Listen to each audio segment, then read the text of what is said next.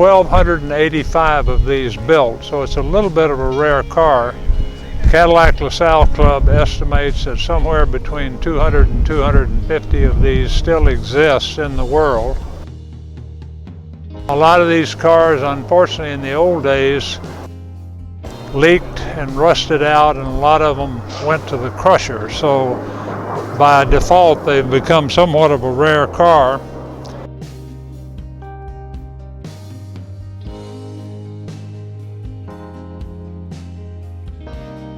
My brother and I did a full frame-off restoration on it.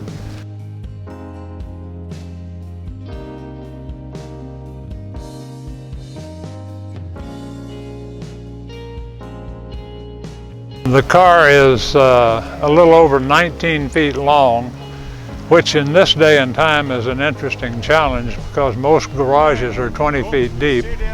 Secondly, the car weighs 5,200 pounds. Again, a prime example of Detroit iron back in the old days. Body style is unique. For those who remember the 1958 and 1959 Cadillacs, they had very exaggerated fins. And in 1960, they toned that down and made it what I consider a more streamlined car. When you look down the side of the car, the body lines are more graceful, and this has been a very popular body style. To give you a little example of size, this rear quarter panel is 9 feet long. So it is a large car by any standards.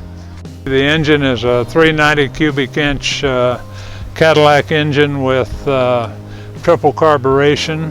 All of that is factory air conditioning, has power steering, power brakes, and generally every accessory that Cadillac offered in 1960.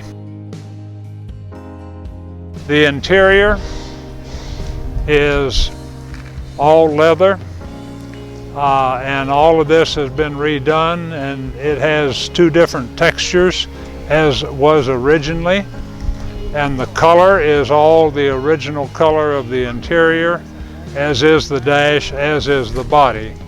This color is called champagne, and I think it's one of the most beautiful colors that Cadillac ever came out with, and it's somewhat unique to the Eldorado Biarritz. It's turned out to be a wonderful automobile for us. We enjoy it, and it's certainly a collector item.